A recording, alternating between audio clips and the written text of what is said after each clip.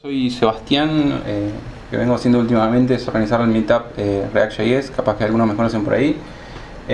Suelo hacer de todo un poco, mi background es más que nada Java. ¿Qué hago haciendo React.js? No sé. No. Pero bueno, como hago de un poco de todo, siempre estoy investigando cosas y la ciencia de la computación, si bien no soy científico en computación, siempre me interesó, el grupo este me llamó mucho la atención, es por eso que entré a Agitar para poder hacer meetups.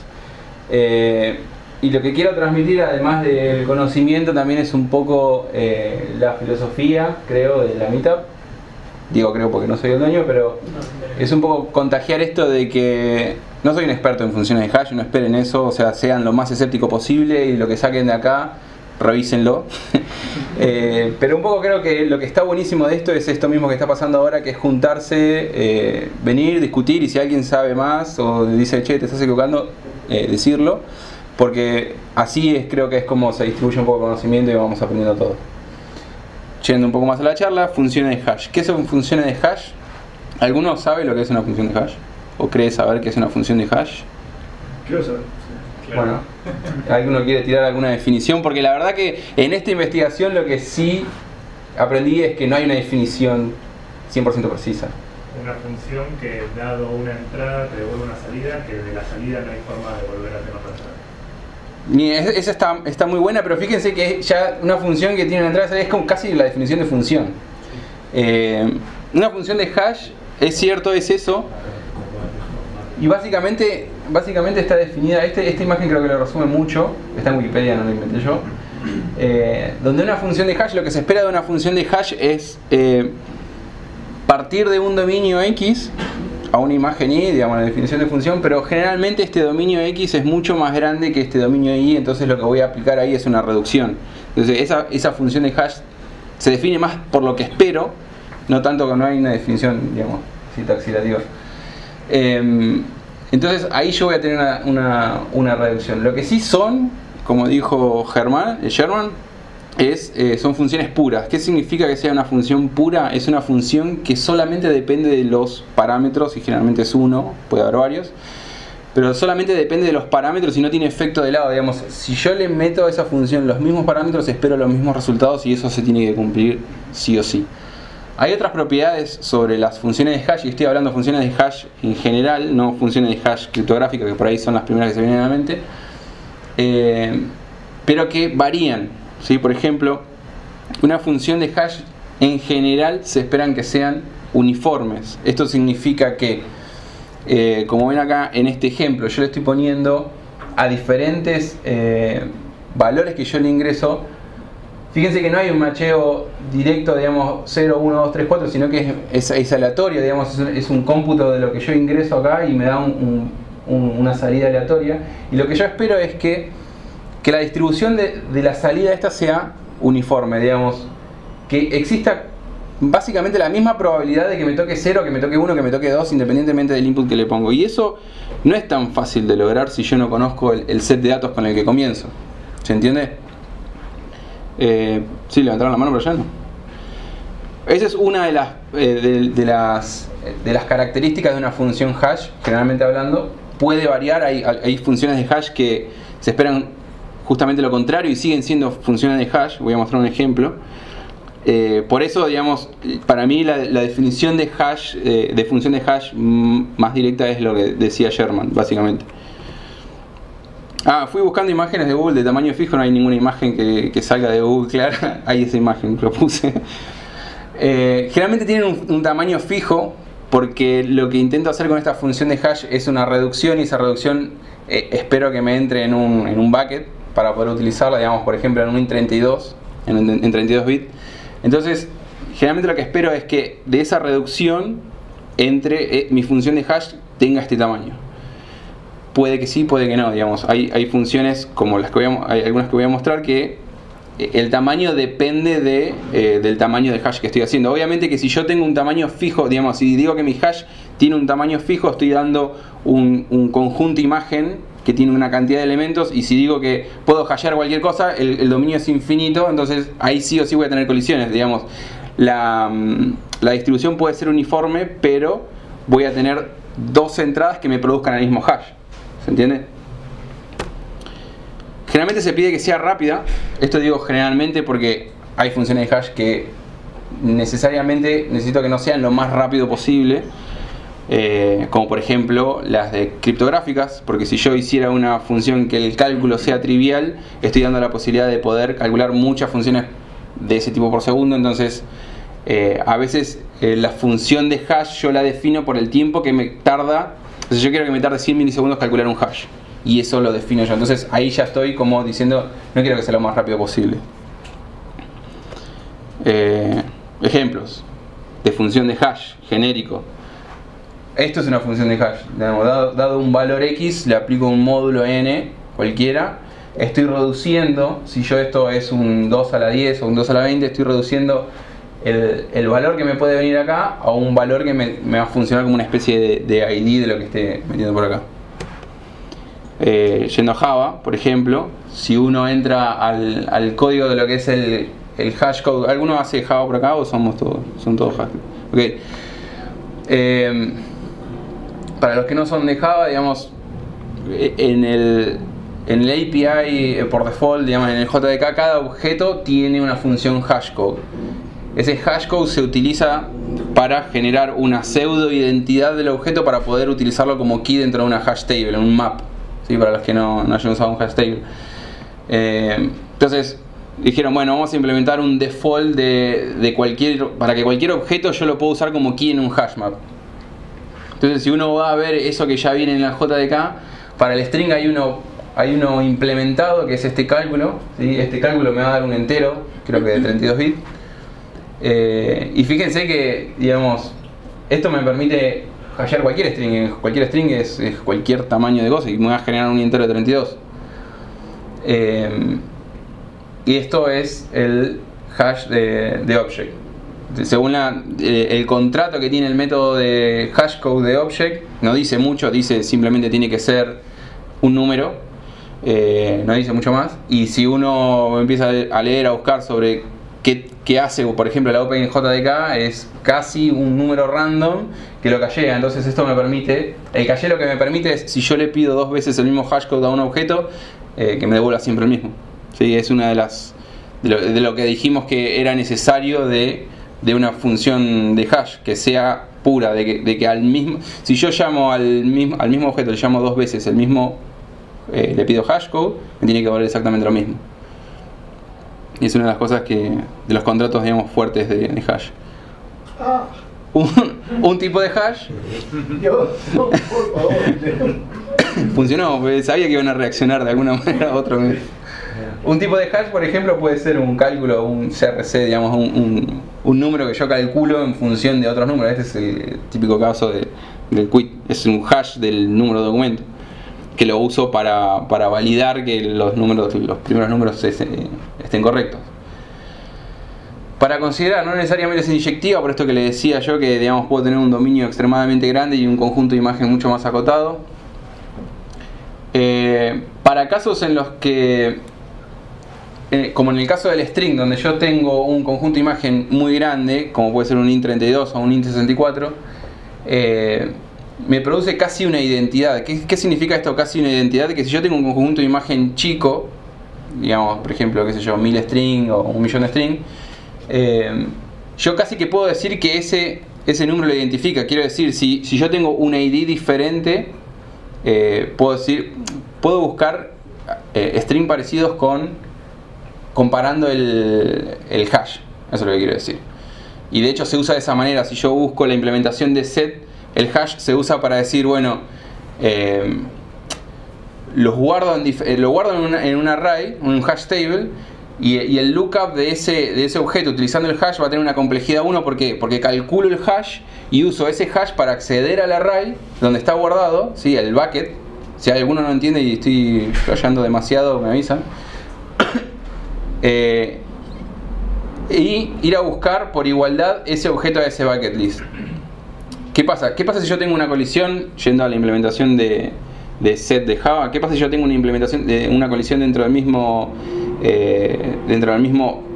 posición del hash table? Lo guardo en una lista. Entonces, tengo casi un acceso a un objeto en una complejidad constante, utilizando una función de hash. Uso la función de hash para generar un pseudo ID, y si se da la coincidencia de que colisionó, bueno, tendré una lista ahí, pero de muy pocos elementos, porque estoy haciendo un hash muy grande, digamos de 32 bits, y mi espacio, mi dominio es muy chiquito.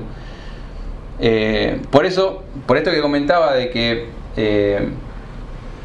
puedo tener colisiones, generalmente si estoy hilando muy fino, lo que voy a querer es ajustar ese hash al set de datos. Porque, por ejemplo, imagínense que ustedes están hasheando las palabras del diccionario español y utilizan este hash. Si yo calculo este hash y hago, digamos, hasheo todas las palabras del diccionario español, y probablemente encuentren unas colisiones, y de palabras en el español no sé cuántas debe haber, 300.000 por tirar un número, y 2 a la 32 es un número abismal, y digo, ¿cómo puede ser que en 2 a la 32, y porque es probabilístico, si en 2 a la 32 tengo tantos espacios para tirar, ¿cómo puede ser que con 300.000 palabras tenga colisiones? Y porque esta función de hash no está preparada para tu dominio de datos. Por eso hay muchas. Existe lo que se llama la función de hash perfecta, que es inyectiva, pero bueno, justamente cambia de propiedad, digamos. O sea, la idea de una función de hash a veces es que no sea inyectiva. Hay diferentes implementaciones, y este post de Stack Exchange está buenísimo porque no solamente los compara, no sé si puse una slide más, no solamente, pero la podemos buscar, a ver si puedo copiarla acá, ya que estamos en 2017 y tenemos internet. Está buenísimo porque no solamente comenta sobre las distintas funciones de hash y sus beneficios, y fíjense que acá lo que hace esta persona, ¿se llega a ver? Si no lo agrando. Ahí. Lo que hace acá es justamente lo que les decía, lo prueba con 200.000 palabras en inglés, bueno, números, habla sobre un problema de hashing que no llegué a entender cuando leí. Compara estas funciones de hash que son genéricas, y fíjense que las diferentes funciones de hash dan diferentes colisiones, diferente cantidad de colisiones, y comenta que esta es la mejor porque me genera más o menos muchas menos. Y no solamente la cantidad de colisiones, sino a veces lo que es interesante es la distribución. Mira, acá comenta qué palabras colisionas con cuáles, y habla sobre la distribución, ¿sí? Esta imagen es, imagínense, esto es un array, y yo voy a poner en transparente donde el bucket, digamos, la posición de ese array me quedó vacío, ¿sí? La ocupo si una palabra ocupó esa posición de la hash table. Y pongo un color si la ocupó, la dejo vacía si no la ocupó. Fíjense que diferentes funciones de hash producen diferentes patrones. Y eso habla de la función de hash y de lo normal, de la distribución normal que tiene. Y fíjense que la que él tiene menos colisiones. Sí. El hash es arte, parece, ¿no? ¿Viste? Acá podemos decir que estamos haciendo algo de arte. No, mentira. Bueno, ese post está buenísimo para quienes quieran seguir el tema. Esto lo pueden acceder, las slides las pueden acceder de la URL que ven allá arriba. Bueno, usos, hash table. Las hash tables son mapas, como si hacen JavaScript, como cualquier objeto, digamos, cualquier mapa. Esto es un key y accedo a la lista. Donde yo mi índice en realidad es el hash del key y no el key exactamente, en concreto. Otra implementación, estoy yendo rápido porque la idea era sobrepasar sobre estas funciones hash, tampoco soy un experto en cada uno de los temas de esto. Un tema muy interesante sobre qué es lo que se puede hacer un hash, y por eso me gusta este tema, es, por ejemplo, un Bloom filter es, yo tengo este filtro, ¿no?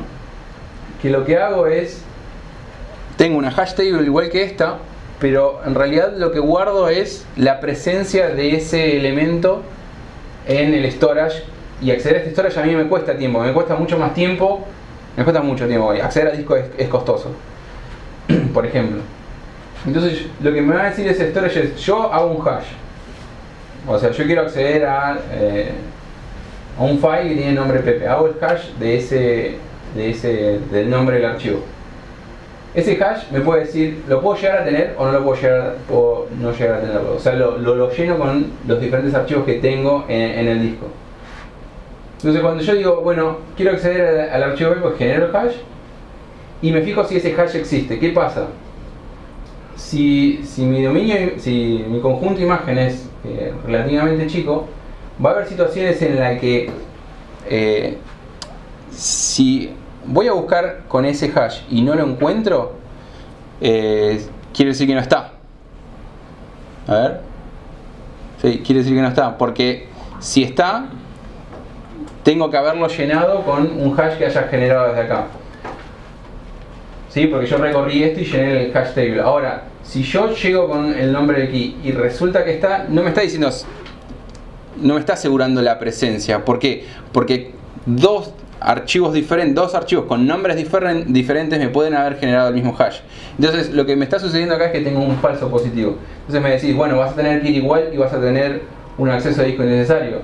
Sí, pero la idea de esto es que esto sucede muchas más veces y te reduce la cantidad de veces que vas a disco. Nunca me va a pasar un falso positivo en el que el tipo me diga no lo tenés y en realidad sí lo tenía.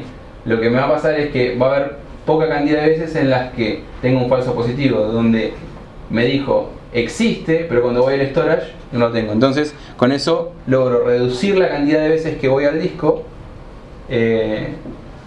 no 100%, digamos, no va a haber un macheo 1 a 1, es probabilístico, pero bueno, eso.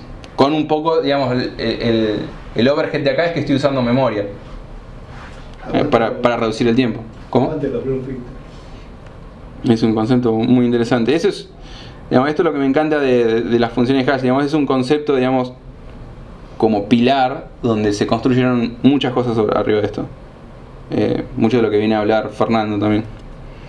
Otro uso, y acá este es un ejemplo de lo que les comentaba, donde yo no espero que mi hash tenga una distribución normal. Son los estos nilsimsa hash, que estos los busqué por acá, nunca usé ninguno ni nada, pero básicamente se usan en filtros de spam. Lo que hacen es producen un hash muy similar para un contenido similar. O sea, en vez de generar un hash muy diferente para un cambio muy pequeño dentro del contenido, como por ejemplo el SHA-1, generan un hash idéntico o muy similar. Eso me permite, sin revisar el contenido, sin hacer una comparación de dos archivos, saber que son similares, porque generan un hash muy similar bajo un contenido.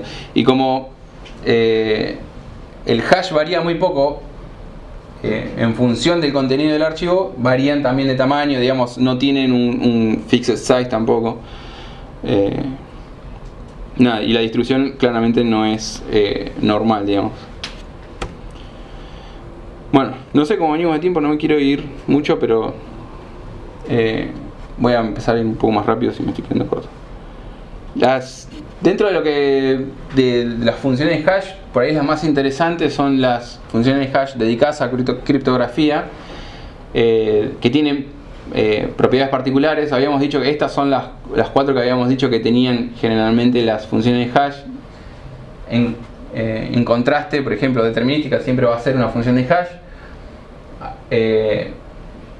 Se suele considerar que una función de hash no debe ser tan rápida, o sea, debe ser performante, pero si yo tuviera una función de hash muy trivial me permitiría recalcular el hash muchas veces y hacer fuerza bruta sobre el hash. Entonces hay algunas funciones de hash que intencionalmente están hechas para que sean calculables secuencialmente y que tengan un costo fijo. Se piden que sean altamente uniformes. Eso significa que tienen un efecto avalancha, se dice, donde yo cambio un bit, yo hasheo un string, cambio un bit cualquiera de la fuente que voy a hashear, del argumento que yo le voy a pasar a mi función hash, y me tiene que cambiar. Lo ideal sería que me cambie completamente el hash y que no pueda encontrar correlación con el otro parámetro que le había pasado. Digamos, que exista la misma probabilidad de cambio en cada uno de los bits por cualquier cambio que yo le haga a la fuente. y si son del límite fijo. La idea del hash es que no sea reversible, esto es no poder deducir x de cuando yo tengo el hash de x. Y la idea de que sean fijos es justamente que si no fueran fijos, el tamaño del hash me estaría dando información sobre el tamaño de la fuente que yo le esté pasando, lo que yo estoy hasheando. Entonces, eliminar cualquier tipo de información de lo que yo hasheé. Una pregunta. Sí. Eso no lo entiendo bien, porque si vos lo fijás, ¿no estás como limitando justamente la posibilidad que puedan hacer para fuerza bruta? Si vos sabés que te va a dar algo, no sé, un hash de 20 caracteres, por Sí. ejemplo, ¿no? Y bueno, cualquiera que haría fuerza bruta lo limita a 20. ¿O no? O cuando haces fuerza No. bruta, haces fuerza bruta primero la función de hash. Pero para hacerlo, cuando haces por ejemplo condicional, viste que hay páginas que lo comparás, te lo devuelve, que lo llama arcoíris o algo así. Si vos sabés que siempre es 20, tenés menos posibilidades, ¿o no? Pero vos no haces En sobre realidad, entrar, lo primero que haces son No, precomputadas. que es lo que- Claro, pero no habría más posibilidades si en vez de 20... Tenés, si vos fijás esto, tenés más posibilidades de colisión seguro. Porque vos acá no estás, o sea, cuando vos generás una función de hash, no estás limitando el dominio, estás diciendo, bueno, puedes hashear cualquier cosa, puedes hashear un archivo PDF o puedes hashear un string de 2 palabras. Y un string de 2 letras te puede dar el mismo hash que un archivo de PDF de 5 megas. Te va a dar más colisiones, pero la idea es que vos viendo el hash no sabés si lo generaste en función de un archivo o en función de un password de 5 letras. Es darte la... información de qué tan largo es lo que pusieron. Exactamente. Ah, ok. Es un trade-off. Es un trade-off. O lo que se suele hacer, por ejemplo, en el caso de las contraseñas, se agrega entropía agregando un salto, Claro. un string random, incluso un pepper, que también es lo mismo, pero lado de la aplicación. Eso puede venir por consideraciones por ahí de... no tanto de diseño del algoritmo de la función de hash, sino de cómo guardar una contraseña segura. Sí. Porque eso lo harías porque si no, si Fernando y yo tenemos el mismo password y no lo salteamos, generaríamos el mismo hash. Y si vos descubrís el password de Fernando, yo sabrías automáticamente mi password. Pero no tiene que ver con el diseño del algoritmo. Perdón, Sí. si volvemos atrás. Gracias. Impracticable encontrar i tal que hash i sea igual a hash x. Sí. Hace rato que no salgo, hoy me medicaron y me permitieron venir acá. Pero puede ser que el SHA-1 tenga colisión ahora. Que Hace poco, sí, esa era una de las cosas que quería mencionar. Hace poco SHA-1, Google, con no sé cuántos servers. O sea, y lo que hicieron fue fuerza bruta de PDF para poder generar 2 PDF. O sea, vos lo que haces justamente con el SHA, vos podés decir, te paso mi archivo y te paso la firma. O sea, vos podrías, entre comillas, como firmar, decir, bueno, este es el SHA. Entonces, si vos te llegó la firma, que es un elemento relativamente corto, cuando te llegue el PDF y calcules el SHA de ese PDF, decís, ok, este nadie lo tocó. Lo que hicieron es, ¿qué pasa si vos podés hacer lo que hizo Google? Yo te mando el SHA-1 y te digo, bueno, PDF, pero se lo paso primero acá al amigo y él le modifica lo que le quiere modificar y le agrega información, cosa que el SHA-1 siga siendo el mismo. Eso es lo que hizo Google. Dijo, che, ojo que el SHA-1 es tan fácil calcularlo, o sea, el poder de cómputo que tenemos ahora hace que lo calculemos tan rápido que por fuerza bruta podemos hacer esto. Eso fue lo que se rompió, digamos, básicamente. Digamos, el algoritmo sigue siendo el mismo, el algoritmo no cambió, pero lo que cambia es el poder de cómputo. Y es por eso que decía que hay veces que una función no... lo que yo quiero de una función de hash es que no sea tan rápida. De hecho, lo que sugieren ahora es usar SHA-256, que es el mismo algoritmo, pero con bloques más grandes, con información más grande, o con iteraciones más largas. Entonces me cuesta más generarlo. Otra sugerencia que escuché por ahí es usar varios hash.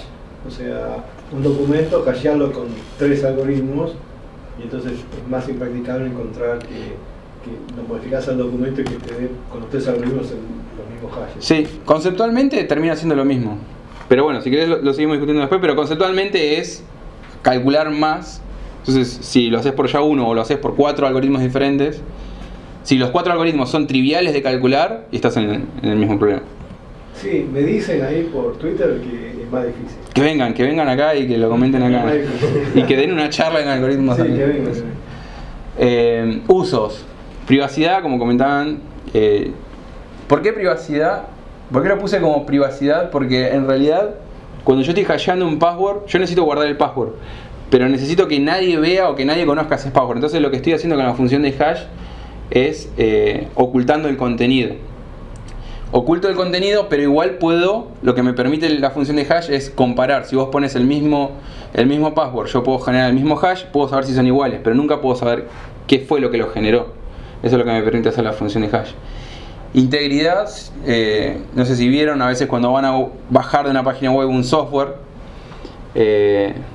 tipo Maven de Java, los que hacen Java, al costado tengo, este es el MD5, el checksum, el MD5 o el SHA-1.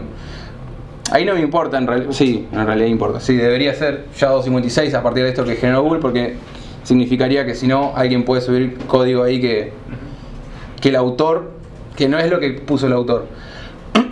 Prueba de trabajo, que quizás es algo de lo que comente Fer, que es lo que usa Bitcoin. Aguante Bitcoin. Que básicamente prueba de trabajo significa como SHA-1, la única manera de calcular un hash, lo que me garantiza SHA-1, por ejemplo, o cualquier función de hash criptográfica, lo que me asegura es que la única manera de llegar al hash es calculando el hash y no de otra manera, porque si hubiera otra manera más rápida estaría roto. Es que si yo te digo, calculame la palabra que genere este hash y yo te lo encuentro, eso es una prueba de trabajo. Eso es una prueba de que yo hice un ejercicio para poder llegar a ese resultado. Por eso sirve como prueba de trabajo. Eso es lo que usa Bitcoin.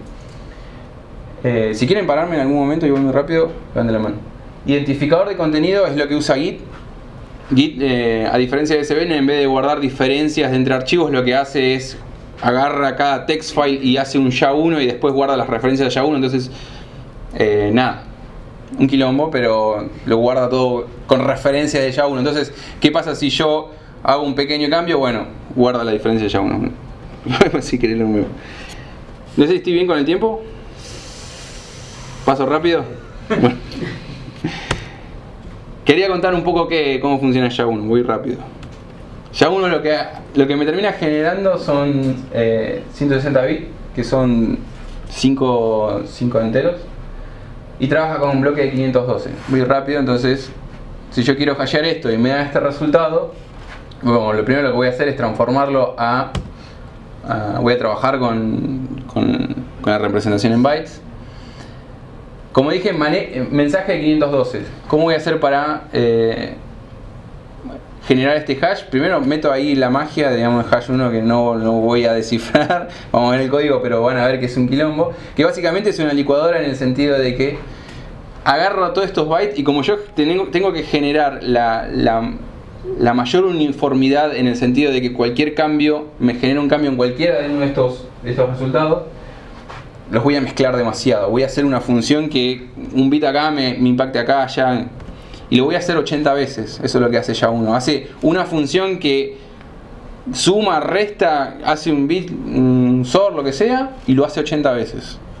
4 veces diferente. ¿No? ¿Cómo? Las iteraciones no son configurables. No. SHA-1 está definido, es un algoritmo rígido, completamente rígido. Y SHA-256, todos son bien duros. Y vamos a ver el código si quieren y si me dejan. Esas 80 veces están divididas en 4 formas de licuar diferentes. Vamos a poner así para arriba, para el costado, pero están definidas en 4 formas diferentes. Lo que me va a generar son estos 5 enteros, que son los que van a terminar siendo mi hash. Esto es si mi mensaje es de 512. Está definido. Este es el algoritmo, básicamente, es súper simple. ¿Qué pasa si, bueno, tengo unas variables de inicialización? ¿Qué pasa si, bueno, generé el primer mensaje, encripté mi primer mensaje? ¿Qué pasa si mi mensaje no es 512, pero es múltiplo de 512? Bueno, ¿qué voy a hacer? Voy a volver a hacerlo tantas veces sea necesario para completar el mensaje. Poner que sea 1024, lo hago 2 veces. Lo que hago es, paso una primera vez con este mensaje y estas variables inicializadas. Genero mis primeros 5 valores, vuelvo a meter esto acá y vuelvo a generar los próximos 5 enteros con el resto del mensaje que me quedó. Y eso va a salir por afuera. Hasta ahí vamos bien. ¿Qué pasa si no es múltiplo de 512? Si es algún otro cualquier número. Sumo hasta que lo hago 512. Le agrego cosas hasta que lo hago 512. ¿Cómo lo hago? Y al mensaje le agrego una marca, lo lleno de ceros y le agrego el tamaño del string al final. ¿Por qué? Porque sí, porque está definido así y eso me va a generar lo que me permite eso es generar mensajes bastante diferentes y agregar la información del tamaño ahí, lo cual para generar un mensaje como este tengo que meterle 0, 0, 0, 0 acá y en un string eso es casi imposible, digamos, si estoy hasheando un archivo, un 000 sería el fin del archivo, entonces eso me genera bastante dificultades para generar un hash de esa manera. Si quieren podemos ver el código y fin.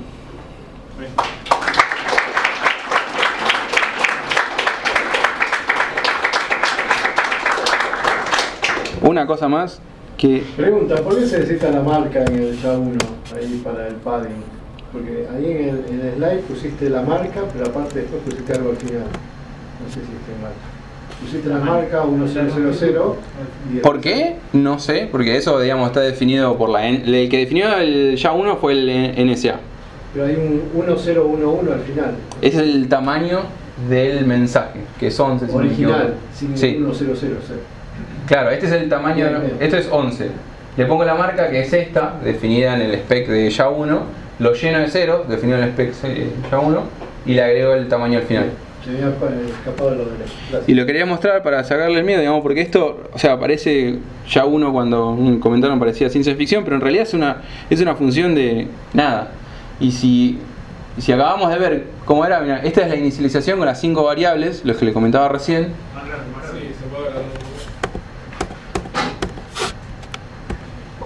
Bueno, empezamos al principio. Esto es transformar el mensaje que me viene a un array de bytes para poder trabajarlo y nada más. No hay nada de magia. Esto es inicialización. Estos son los 5 buckets que les había comentado. Estos valores son random, no son primos, ¿no? Estos valores fueron tomados al azar. Y en hexadecimal te das cuenta que es, creo que es 5, 6, 7, 8. O sea, es un número fijo que en algún momento pensaron que lo habían puesto ahí por algún tema misterioso, pero en realidad son 5 valores aleatorios. Para ignorar y aguante JavaScript. Sí, agarré este de JavaScript porque la verdad es bastante fácil de agarrarlo y leerlo. Padding, esto es agregarle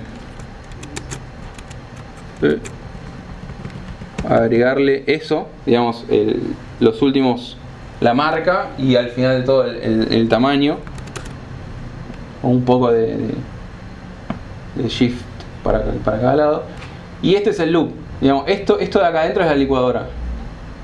Lo doy vuelta 80 veces y son 4 pasos de 20. En realidad se dan cuenta que este J me va a cambiar qué voy a ejecutar, digamos, en las primeras 20 iteraciones voy a hacer esto, en las segundas 20 iteraciones voy a hacer esto. Este también son otros 4 números mágicos, pero no, digamos, es bastante sencillo de leer si lo leen algorítmicamente, digamos, y estos el resultado de esta operación T, que es básicamente esto es la licuadora, lo voy a poner en el H0 y voy a hacer el movimiento de manera de que fíjense que acá en esta operación H1, H2, H3 están todas las variables involucradas. Entonces el efecto, esto es lo que hace el efecto avalancha. Y al final de todo voy a tomar estos 4 valores, los voy a sumar. Esto acá terminaría si fuera de 512. Si el mensaje es más largo, voy a venir acá arriba, voy a tomar los próximos 16 enteros, 16 por 32, 512, voy a agarrarlos y voy a repetir la vuelta, ¿sí? Entonces acá tenemos el padding y acá tenemos el loop que hace que lo haga por cada uno de los valores. Una vez que genero eso, retorno los 5 enteros y eso es ya 1. Bien. Notablemente el H2 tiene interesante la forma de hacerlo de loop. Yo creo que sí, en realidad... Además son prácticamente un shift. Pero, o sea, sí. El H3 pasa al H4, el H2 pasa al H3 y todo lo demás. Acá deberías necesitar un matemático para que te diga realmente si es así, pero Si vos querés hacer que tu hash sea incalculable y seguir siendo rápido como SHA-1, y cambiar nuestros valores a uno que nadie sepa. Lo que deberías tener en cuenta es la entropía, digamos. Si seguís teniendo esta misma uniformidad que es casi como el dorada en el cálculo de la función. Bueno, eso, nada más.